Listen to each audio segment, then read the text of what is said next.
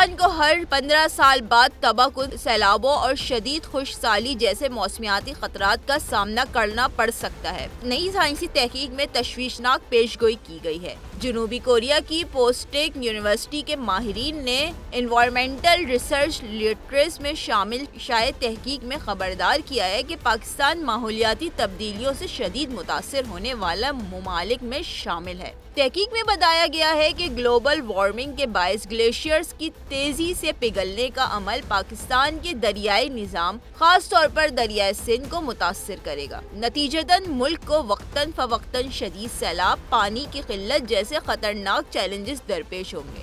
माहिरीन ने पाकिस्तान को तहकीक का मरकज इसलिए बनाया क्योंकि यहाँ के आबी वसाइल करोड़ों अफराद की जिंदगी से जुड़े हैं, मगर मुल्क के पास मौसमियाती तहकीक और माहौलियाती तहफ़्फ़ुज़ के लिए ज़रूरी माशी और तकनीकी वसाइल मौजूद नहीं है।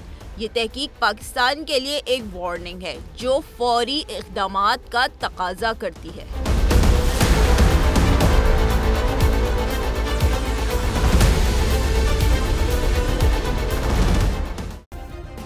सब्सक्राइब करें और बेल दबाएं ताकि कोई खबर रह न जाए।